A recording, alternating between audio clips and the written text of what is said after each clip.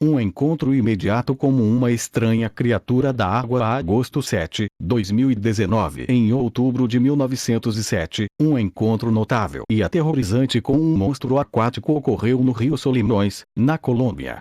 Um encontro imediato como uma estranha criatura da água. A imagem meramente ilustrativa, não relacionada ao caso.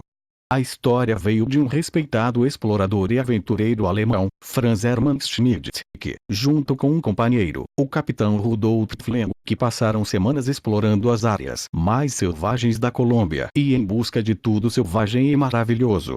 Ele certamente encontrou o que procurava. Ou, pelo menos, uma dessas coisas.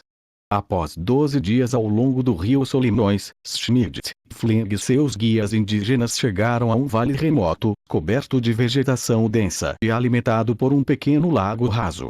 A equipe inteira estava animada, mas também perturbada, ao ver uma série de trilhas enormes que levavam ao lago, trilhas que eram irreconhecíveis como qualquer coisa convencional.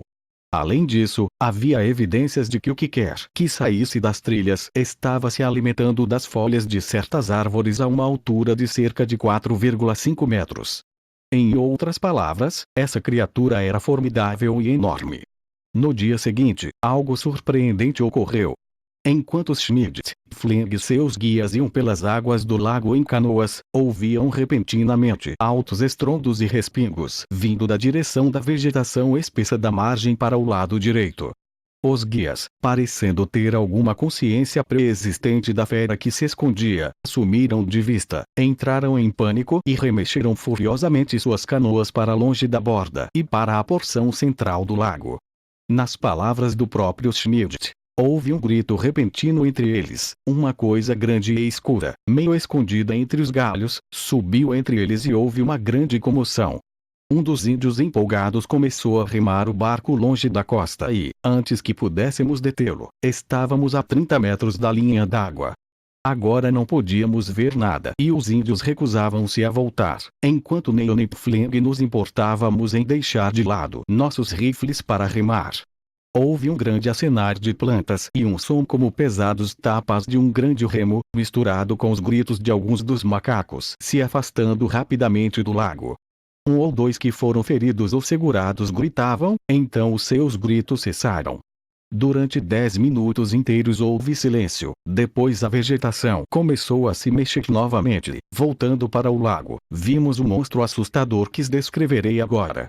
Assustador era uma palavra muito apropriada para Schmidt usar, como suas palavras seguintes deixam bem claro. A cabeça apareceu sobre arbustos de 3 metros de altura. Era do tamanho de um barril de cerveja e tinha a forma de uma anta, como se o focinho fosse usado para puxar coisas ou segurá-las. Os olhos eram pequenos e sem brilho e se assentavam como os de um jacaré. Apesar da lama meio seca, podíamos ver que o pescoço, que era muito parecido com uma serpente, era mais grosso em proporção, tão áspero como um lado de jacaré do que nas costas. Evidentemente, o animal não viu nada de estranho em nós, se nos notou, e avançou até não estar a mais de 45 metros de distância. Podíamos ver parte do corpo, que eu deveria julgar ter 2,42,75 de espessura nos ombros, se essa palavra pode ser usada, já que não havia pernas anteriores, apenas algumas grandes nadadeiras com garras pesadas. A superfície era como a do pescoço. Os índios não fugiram, mas pareciam fascinados. No que me dizia respeito, eu teria esperado um pouco mais, mas Flem ergueu o rifle e atirou na cabeça. Tenho certeza de que atingiu entre os olhos e que a bala deve ter atingido alguma coisa com ossos, com chifres ou muito forte, pois ela cortou os galhos de uma árvore mais para cima e depois de atingir. Atirei quando Flem atirou de novo e apontou para a base do pescoço. O animal permanecia perfeitamente parado agora. Ele baixou o focinho para o local para o qual eu o tinha acertado e parecia mordi-lo, mas não havia sangue ou qualquer sinal de dor real. Tão rápido quanto nós podíamos atirar, nós atiramos 7 vezes nele, e eu acredito que todos acertaram. As balas pareciam incomodar a criatura, mas não para machucá-la. De repente, ela mergulhou para a frente de uma maneira desengonçada e desajeitada. Os índios haviam debandado, e tanto Pfling quanto eu a perdemos de vista quando ela entrou na água. Eu estava muito ansioso para ver suas patas traseiras, se tivesse alguma. Olhei de novo só a tempo de ver a parte de trás dela saindo da terra, uma pesada cauda rombuda com pedaços grosseiros e cheios de chifres. A cabeça ainda estava visível, embora o corpo estivesse oculto pela ondulação. A partir desta oportunidade instantânea, devo dizer que a criatura tinha 10 metros de comprimento, com pelo menos 3,5 deles dedicados à cabeça e ao pescoço. Em 3 segundos não havia nada a ser visto, exceto as ondas da água barrenta, os movimentos do crescimento à beira da água e um macaco com suas partes traseiras inúteis se puxando para cima do tronco de uma árvore.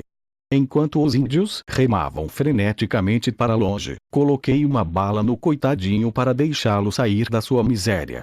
Não tínhamos avançado 100 metros antes que Pfling me chamasse e apontasse para a direita. Acima da água, a 200 metros de distância aparecia a cabeça e o pescoço do monstro. Deve ter mergulhado e ido bem debaixo de nós.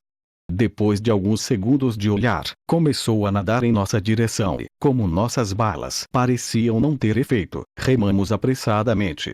Perdendo por trás de uma ilha, não o vimos de novo e ficamos muito satisfeitos. Seja lá qual foi a verdadeira identidade do monstro, ela nos escapa hoje, assim como fez Schmidt e Pfling em 1907.